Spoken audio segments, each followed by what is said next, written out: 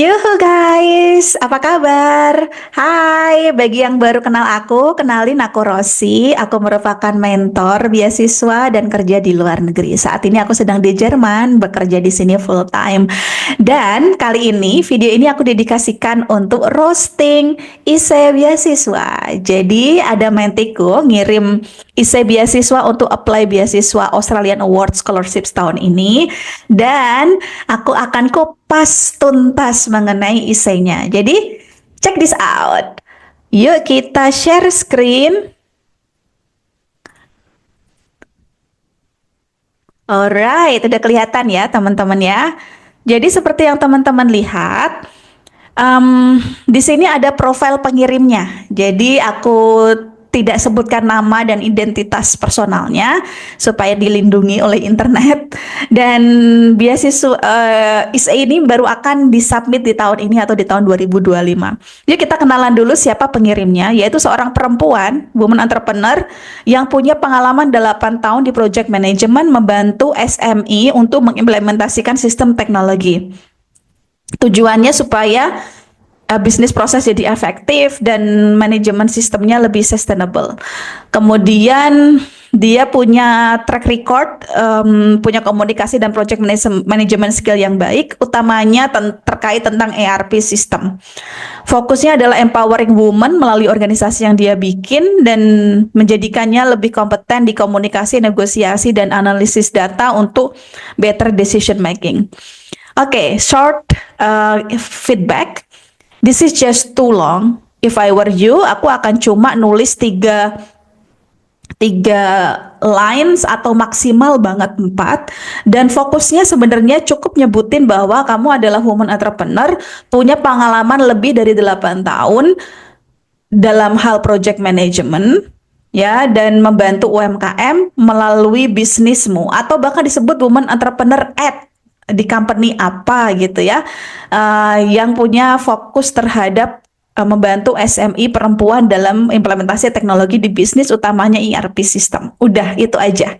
Kemudian di sini disebutkan nama PT-nya. By the way, ini bukan nama yang sebenarnya, ini nama yang aku bikin supaya terlindungi. Beliau ini adalah founder dan CEO di PT ini, KXZZ, dari bulan September 2022 sampai saat ini. Company-nya tentang apa? Yaitu company yang spesialisasinya adalah menyediakan project management services, sistem implementasi, dan mengimprove bisnis proses. Beliau ini juga bertanggung jawab sebagai CEO ya, tentu mengidentifikasi potential clients, merekrut tim, dan menjalankan operational business. Goalnya adalah empowering women to increase their involvement in the workforce dan memberikan training kepada mereka.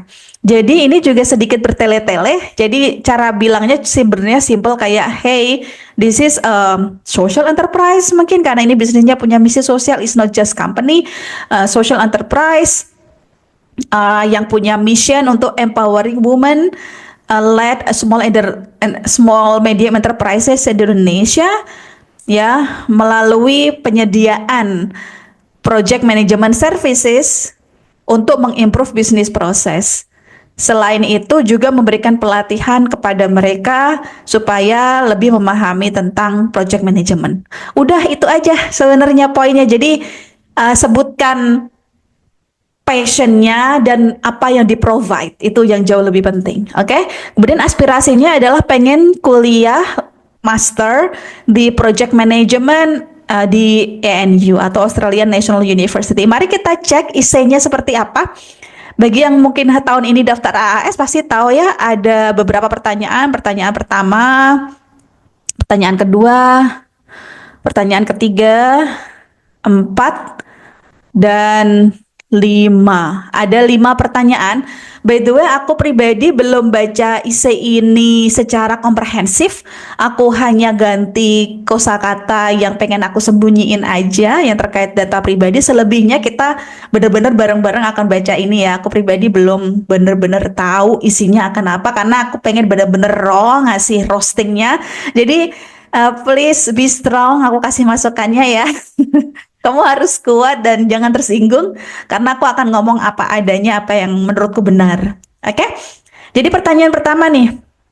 Why did you choose your purpose, course, and institution?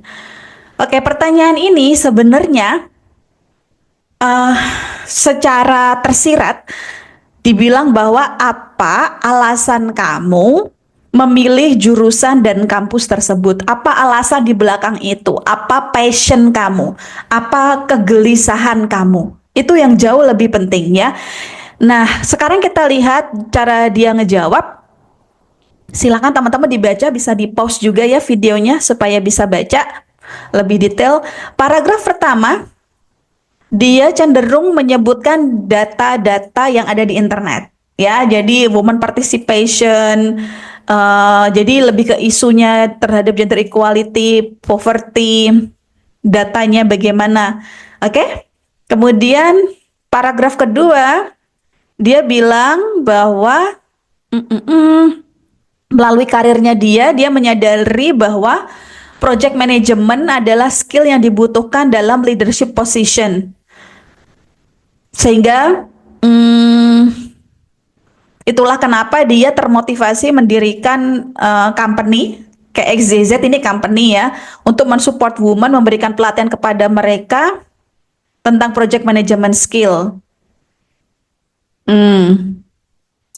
Kemudian namun dia nggak pernah mendapatkan pendidikan formal terhadap project management ini. Jadi ceritanya ini otodidak ya si kandidat ini. Dan dia menyadari karena tidak pernah mendapatkan pendidikan formal dari kampus, dia kepengen kuliah di project management program gitu. Oke, kemudian yang ketiga, dia menyebutkan hal-hal baik tentang kampus yang disasar. Yaitu program ini merupakan leading country, leading or campus in that, gimana ya? Oh, dia bilang Australia itu sebagai negara yang leading project management, punya strong commitment di gender equality, dan di program ANU nanti ada opportunity untuk internship dan juga mempromosikan gender equality. Alright. Jadi teman-teman bisa lihat ya bagaimana framework dari ISE ini. Pertama, dia fokus tentang isu perempuan, kemudian dilanjutkan dengan dia menyadari kurang ilmu project management, dan itulah kenapa dia bikin bisnis. Kemudian dia kepengen sekolah di ANU jurusan project management supaya nutup gapnya yang nggak pernah dapat sekolah formal. Dan habis itu ceritain kenapa Australia, kenapa ANU. Sebenarnya kalau secara sekilas nothing wrong with this answer, ya boleh-boleh aja, karena kalau orang kuliah itu kan tentu tujuannya beda-beda ya. Ada orang yang tujuannya memang mau pindah jurusan, ada yang tujuannya kepengen mendapatkan sesuatu yang belum pernah dia inginkan gitu. Namun ketika kita bicara tentang dapetin beasiswa, tentu kan kita harus menonjol dari aplikan lainnya kan. Nggak bisa sekedar ini yang aku mau gitu loh. Tapi lebih ke, hey beasiswa, aku tahu orang seperti apa yang kamu butuhkan, dan aku akan ngikutin itu. Aku akan menjadi orang yang kamu butuhkan, orang yang bisa mengemban misi kamu. Nah, itu belum tertera di ISE ini.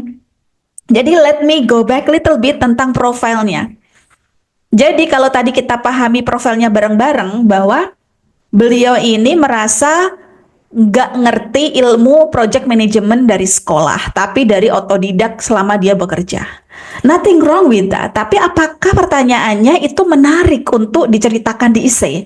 Apakah itu tidak egosentrik? Jadi keuntungannya hanya untuk diri sendiri. Jadi lebih ke, kalau ini kuliah manfaatnya ya buat aku, yaitu biar aku ngerti project management. I think that angle is not that pretty. Nggak cantik gitu, nggak diplomatik. Karena teman-teman, sekedar informasi, ketika kita apply beasiswa luar negeri, we have to be really diplomatic, right? Karena kita ini kandidat dari Indonesia yang dipilih sebagai perwakilan Indonesia untuk kuliah di Australia. Jadi kita harus bisa diplomatically share our dream, tapi dengan cara mereka gitu. Gimana jawabannya? In my opinion, kamu harus sedikit tweak cerita kamu, yaitu Pertama, you have to strongly mention bahwa kamu adalah seorang founder dan CEO dari PT KXYZ ini. Company ini berdiri ya karena you want to support women led small and medium enterprises di Indonesia. Karena kenapa ada SMI ya, karena Indonesia ini perempuan-perempuannya butuh berdaya gitu ya, karena ada gender equality gap yang sangat besar gitu. Nah, kamu melihat banyak perempuan itu tidak punya ruang untuk tumbuh, sehingga kamu menciptakan perusahaan ini untuk supporting mereka supaya bisnisnya tumbuh. Akibatnya ekonomi di negara ini tumbuh. Itu dulu ya. Setelah itu, kalau tadi kamu berbicara, lalu jurusan apa yang bisa aku ambil? Kamu tetap bisa ngambil jurusan project management. Tapi angle-nya bukan tentang aku nggak ngerti project management terus aku butuh sekolah. Bukan. Tapi harusnya angle-nya itu lebih ke, hey, aku bangun bisnis KXYZ ini untuk perempuan di Indonesia. Namun supaya bisnisku ini makin gede dan empower more women, aku butuh ilmu project management yang lebih solid gitu. Jadi kegelisahannya bukan tentang kamu nggak ngerti project management secara personal, tapi bagaimana project management ini akan sangat penting buat kamu ngedriving company kamu untuk supporting more women. Hopefully you get my point. Angle-nya sedikit berbeda. Dan akan lebih baik lagi jika kamu bisa menyebutkan angka di sini. Misalnya, bisnis PT KXYZ ini udah bisa empower 50 perempuan di Indonesia. Dan selama ngediriin bisnis ini dari bulan September sampai sekarang, September 2022 sampai sekarang, bisnis ini kurang bisa tumbuh dengan baik ya, karena project management di organisasi ini masih carut marut, masih belum sempurna dan butuh penyempurnaan, sehingga aku butuh belajar nih sebagai CEO biar aku bisa leading my team in a better way gitu. Oke? Jadi kalau misalnya ditanya di sini, why did you choose your purpose course and institution? Jawabannya harus to the point, gak boleh cerita yang ada di Google kayak gini. Ini sangat tidak menarik. Jadi cara ngejawabnya adalah I choose ya program apa tadi judulnya, sorry, Master of Project Management di ANU karena gitu. Jadi langsung disebutkan alasannya, karena saat ini aku mendirikan bisnis KXYZ. Yaitu harus disebutkan juga itu bisnisnya tentang apa. Coba deh kalau misalnya aku nggak kenal kamu, tiba-tiba aku lihat nama sebuah PT dan I have no idea, I don't get any context who you are, what the business is about. Jadi lebih baik disebutin dulu sejak awal, diperkenalkan. Karena yang baca ini tuh nggak tahu kamu, walaupun dia punya CV kamu, tapi dia nggak dapat konteks gitu. Jadi sebutin ya.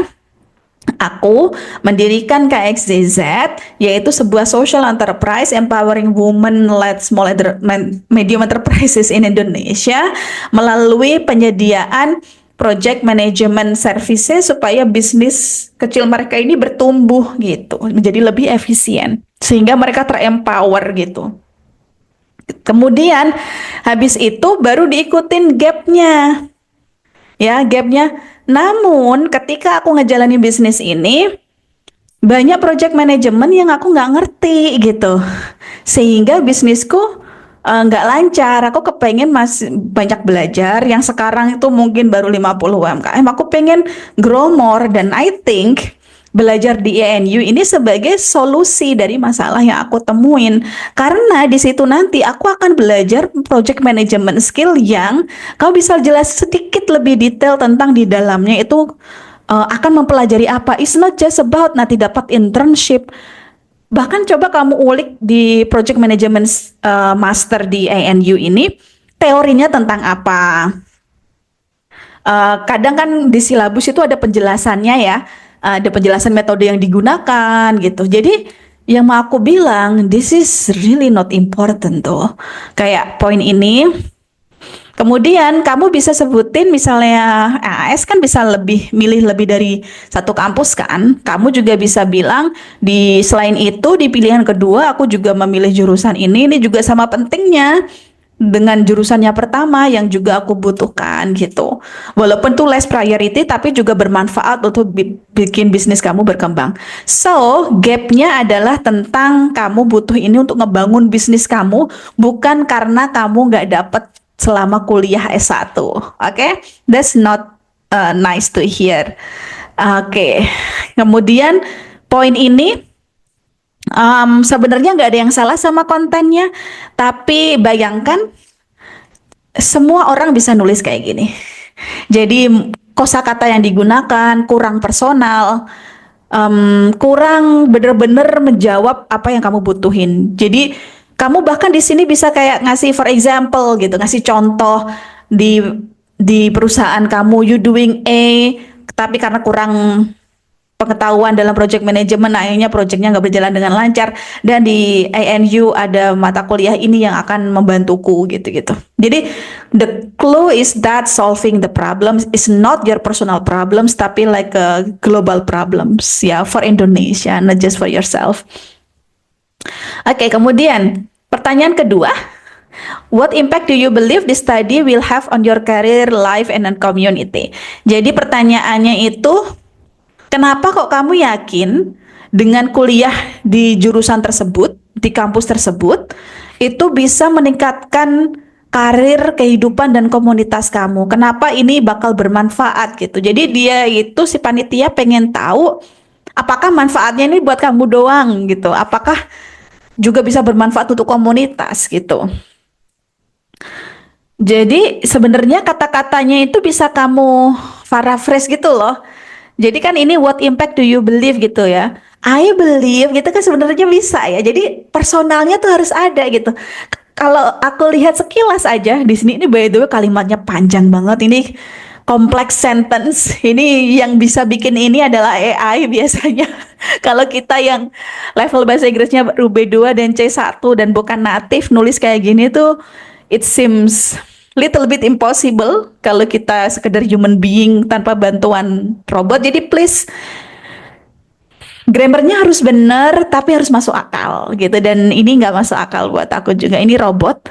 Jadi I will say aku percaya bahwa belajar project management di ANU itu akan memberikan manfaat tidak sekedar untuk karirku doang, tapi juga buat komunitasku.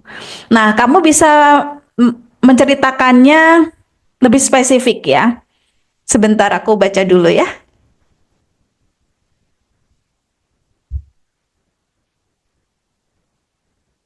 Oke, pengen engage di more prestigious project and global clients. Mm-mm.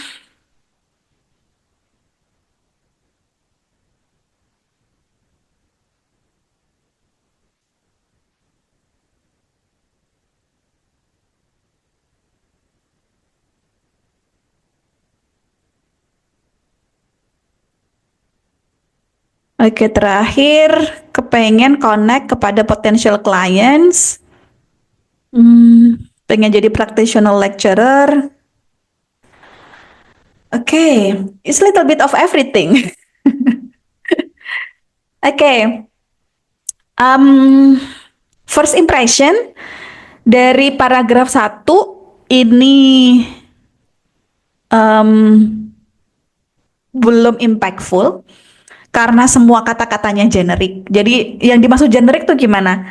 Contoh ya, kapabilitas ini akan membuatku bisa engage ke prestigious projects.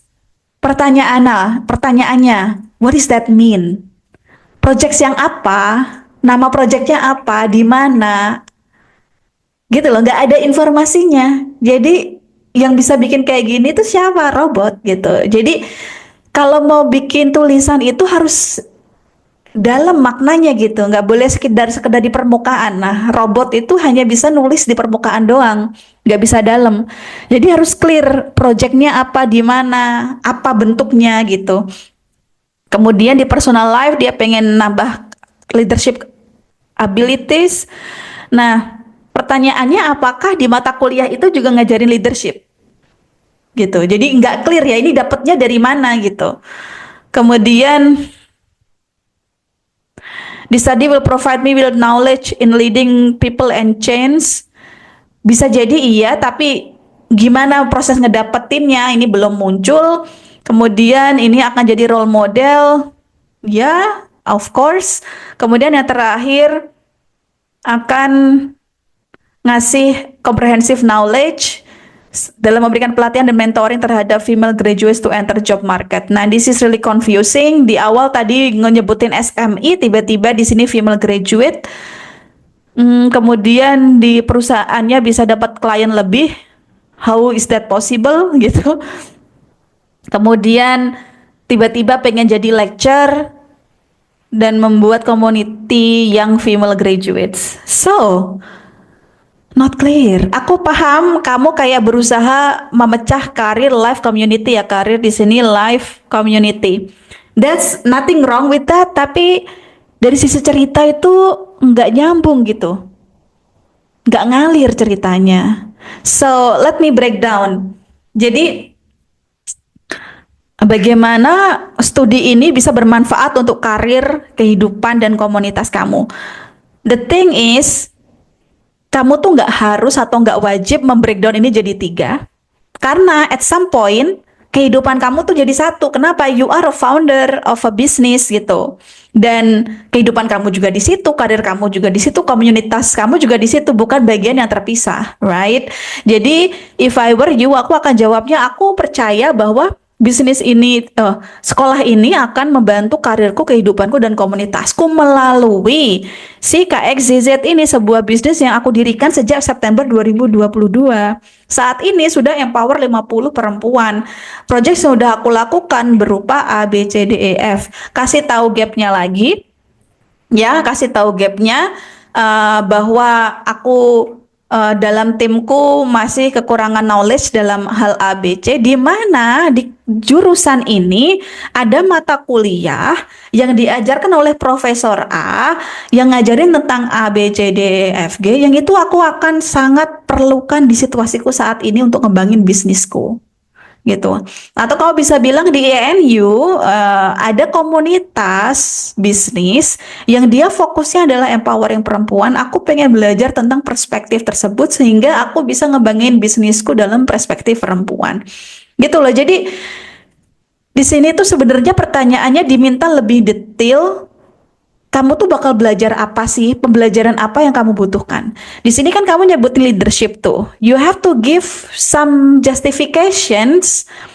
Di kampus itu nanti kamu akan belajar apa? Specifically belajar apa sehingga itu bisa improve leadershipmu gitu loh. Dan itu nggak ada di sini, nggak ada informasinya. Kamu akan kuliah mata kuliah apa? Bahkan kalau pengen mau nyebutin tentang internship bisa di sini juga gitu. Oke? Jadi, in my opinion, KXZZ ini atau company yang kamu punya itu harus di-mention sejak awal karena itu adalah ruang di mana karir kamu, life kamu, dan community kamu akan bertumbuh. Alright? Itu ya jawaban dari aku. Sekarang kita ke pertanyaan ketiga. How have you contributed to solving a challenge or implementing change or reform in the context of one of the AI priority development areas? Jadi pertanyaannya itu adalah how have you contributed? Jadi apa dan bagaimana gitu ya yang telah kamu lakukan di masa lalu untuk ngebuktiin bahwa kamu itu layak dikasih beasiswa ini. Kamu udah ngapain aja sih? Jadi it's not just about dream. Jadi beasiswa itu untuk memenangkan beasiswa kita itu nggak boleh cuma selling our visions. Tapi kita juga harus showing our past stories, our past impact gitu loh. Jadi supaya ceritanya runut, maka mentiku harusnya menyebutkan apa yang telah dilakukan saat running bisnisnya. Oke, yaitu di KXZ tadi. But let's see the answer. Di AI priority aku berkontribusi di JETSI. To be honest, I'm not sure what is this. Is it gender equality or what? Dan ini nggak clear in my opinion sebagai pembaca, but I'm not sure. Maybe you are right.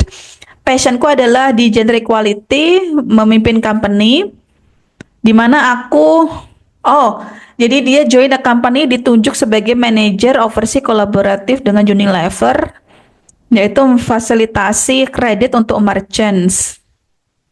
Oke, jadi ceritanya dia pengen ngebawa kenapa dia tertarik di isu gender equality itu dimulai projectnya di Unilever gitu ya.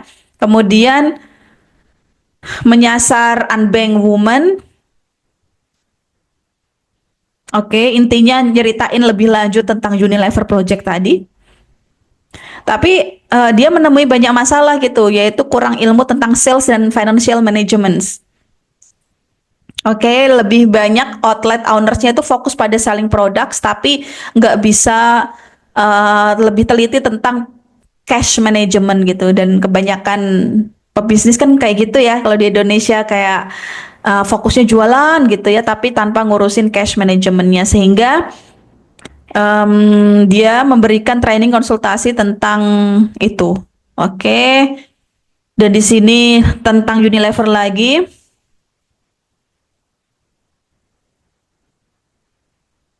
Oke. Dan sekarang dia ngebangun bisnis untuk, oh dia menyebutkan 4 female graduates menyediakan training untuk project management, essential skill for employment. Wait, I'm a bit confused though. Di sini disebutin lagi bahwa KXZZ assist women in entering job market. Ada 4 orang yang dilatih. Dan di atas disebutin supporting UMKM. Again, the informations is not balanced. Tapi benar sih, di atas ini nyebutin delivering project management services, tapi di sini juga ngasih uh, pelatihan buat perempuan supaya bisa masuk kerja. Jadi servis kamu ada dua ya, servismu yaitu memberikan services untuk business owner, and the same time kamu juga ngadain pelatihan untuk para perempuan supaya bisa masuk kerja. I think that's good point, but they are messed up. Sometimes, we have to choose which selling point that we want to show. Karena aku yakin memang dalam hidup kita tuh melakukan banyak hal, tapi nggak semua hal tuh harus ditonjolkan gitu. Dan aku ngerasa ini membingungkan sekali. If I were you, again, bagaimana kamu berkontribusi dalam AS? Kamu bener ini bahwa aku telah berkontribusi di sini. Itu udah bener ya. Jadi kayak statementnya clear, but just my personal case, aku nggak paham jet. Saya ini apa, jadi barangkali ini perlu dia emphasize atau nggak disingkat, ya.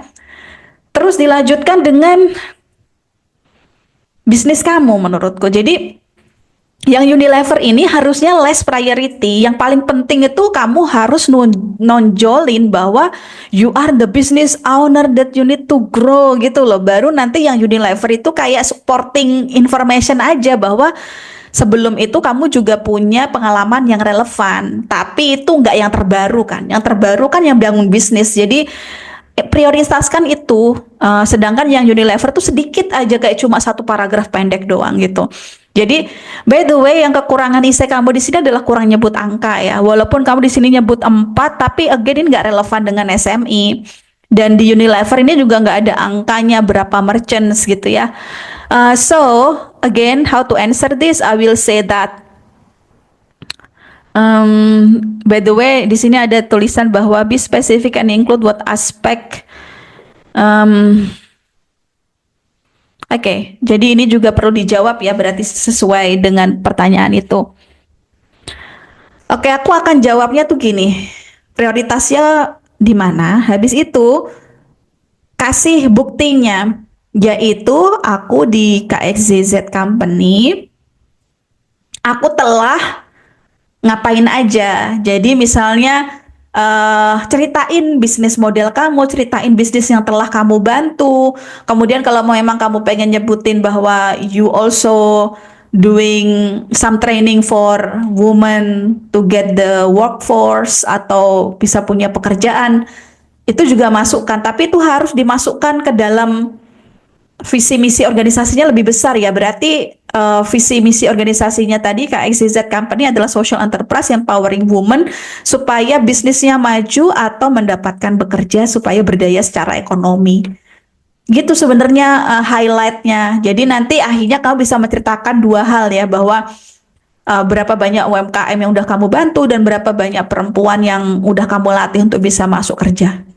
Oke, baru habis itu di paragraf terakhir, selain itu atau additionally ya, beforehand aku juga pernah gabung di Unilever Company, ngebantuin company-nya itu untuk empowering perempuan business owner yang mereka kurang manajemen skill, utamanya dalam hal keuangan, dan aku supporting this company, dan itu bikin aku makin jatuh cinta terhadap isu ini dan pengen supporting women in this country gitu.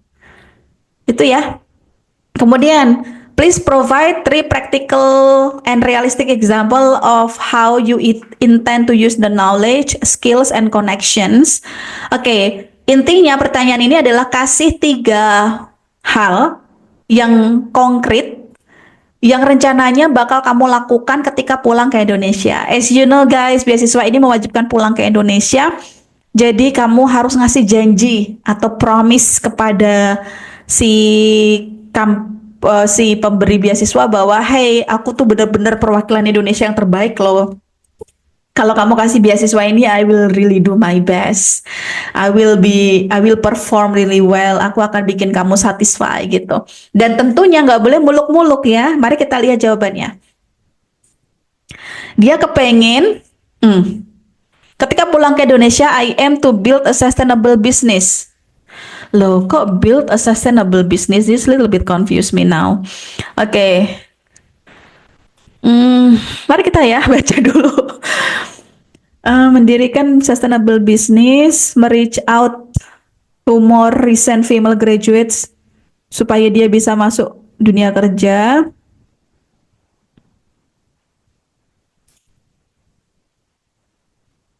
Intinya pengen bangun bisnis untuk melatih perempuan lulusan sarjana atau apa gitu ya, supaya bisa mudah dapat kerjaan. Intinya begitu ya kalau nggak salah. Kemudian yang kedua, dia kepengen jadi practitioner lecturer di kampus.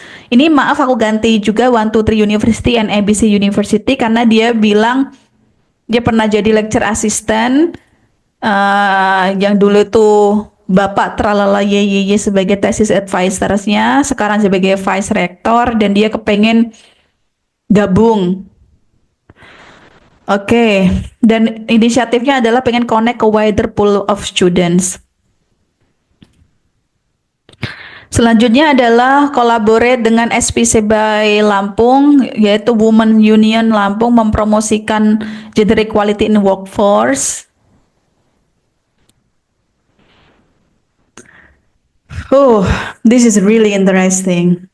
Jadi gini, kalau aku baca dari atas ini sampai ke sini, fokusnya adalah bagaimana perempuan di Indonesia itu kesulitan dapat kerja karena kekurangan skill. Oke, dan aku coba tracking back to the first data. Women participation di dunia kerja ini Indonesia termasuk second largest gap. Lampung juga termasuk. Oh gitu.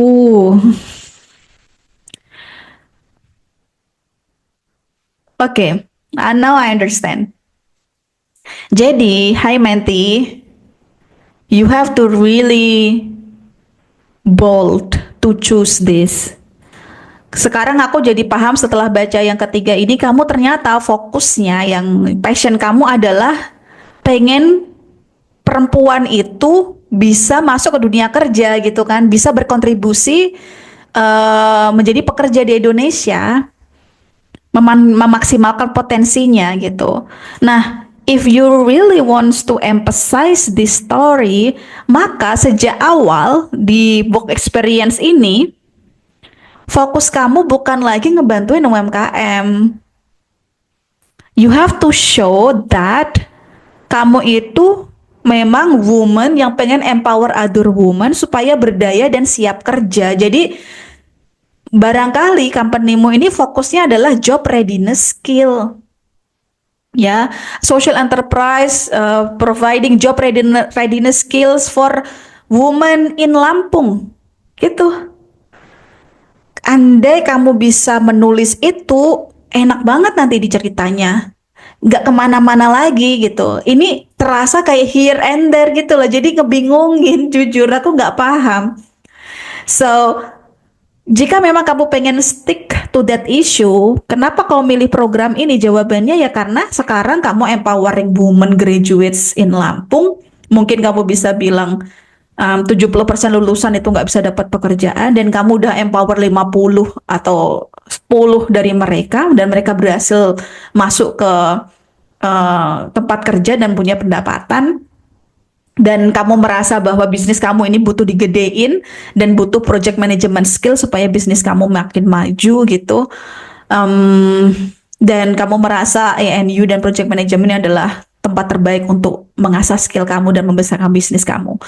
Dan di sini kamu bilang bahwa ya aku mendirikan bisnisku dan aku yakin sekolah di ANU bisa menambah ilmuku karena mata kuliahnya, dosennya, sebutin ya detailnya organisasinya itu adalah yang aku butuhkan gitu. Yang benar-benar bisa membuat Lampung perempuan ini berdaya. Jadi konteks lokal Lampungnya yang diambil di sini gitu. Kemudian di sini kamu solving isunya apa? Jadi ceritain bentuk pelatihan yang kamu kasih berupa apa ke mereka dan hasilnya udah seperti apa, sebutkan angkanya dan kamu bisa sebutkan sedikit tentang Unilever or any other things yang relevan ceritanya tentang you empower other women. Kemudian di sini apa practical skill yang akan kamu lakukan? Jadi jangan bilang kamu build a new business. Tapi pertama adalah mendevelop atau melanjutkan atau membesarkan bisnis yang udah kamu punya, yaitu empowering women supaya bisa masuk ke dunia kerja. Ya, jadi kamu bisa bilang misalnya merefine project management method within the company. Jadi kamu kenapa tadi diulang lagi butuh sekolah di situ kan kamu project management skillnya kurang bagus ya. Jadi kamu setelah pulang ngapain ya project management workflow atau framework di company kamu akan diperbaiki melalui bikin SOP, misalnya SOP project management dalam memberikan pelatihan gitu. Itu nomor satu. Jadi internal organisasinya dibenerin.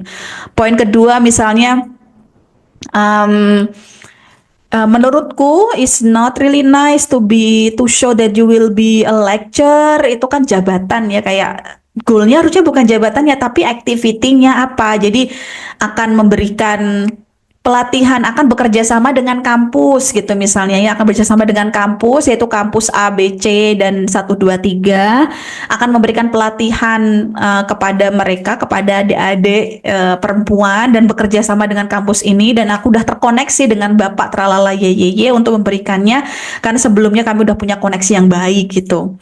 Jadi bukan I plan to apply ini bukan ya, tapi lebih ke bagaimana aktivitasnya ya, memberikan guest lecturing atau ya bekerja sama dengan kampus gitu. Bentuknya kan bisa jadi practitioner lecturer atau bahkan sebagai tamu doang kan bisa aja kan.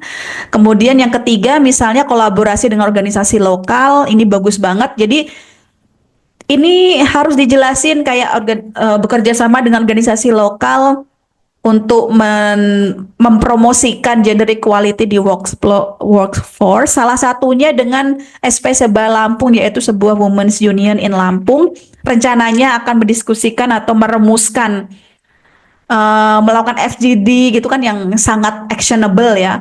Jadi harus clear sih outputnya apa. Di sini tuh kayak nggak ada outputnya gitu. Mau bikin diskusinya hasilnya apa? Bikin SOP kah? Bikin rumusan undang-undang kah? Atau bikin apa? Gitu. Oke? Kemudian possible constraint apa yang sekiranya bakal menghambat kamu untuk mencapai tiga hal di atas. Nah itu, jadi harus relate. Mari kita lihat dulu jawabannya ya. Pengen mendirikan bisnis tapi limited clients and work opportunities. I need to rebuild my team.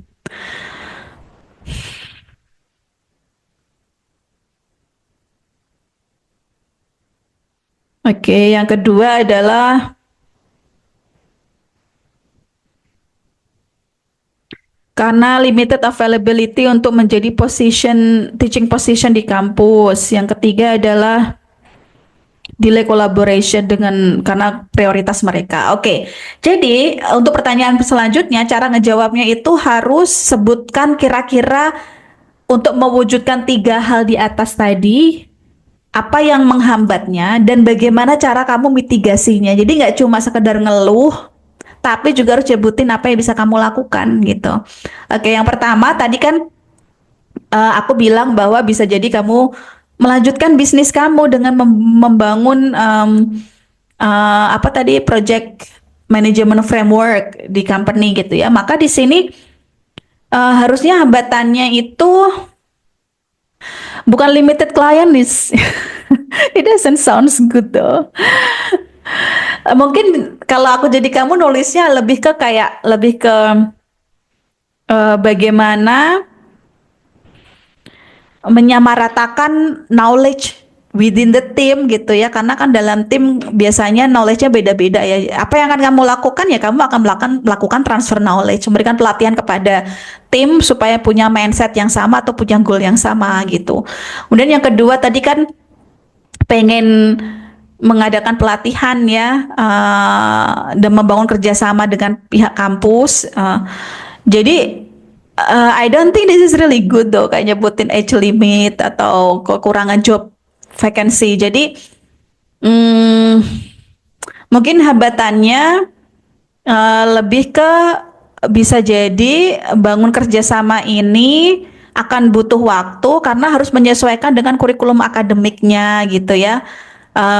Atau misalnya um, kurikulum kurikulum di sekolah itu di kampus tersebut barangkali nggak 100% align sama project management yang kamu pelajari di Australia sehingga butuh penyesuaian silabus misalnya gitu. Jadi course-nya bisa jadi berbeda, angle-nya berbeda karena beda budaya antara dua negara dan kamu harus duduk bareng dengan dosen-dosen ini untuk menyamakan perspektif course-nya gitu. Karena kan nanti kamu akan ngasih elective course kan di kampus tersebut.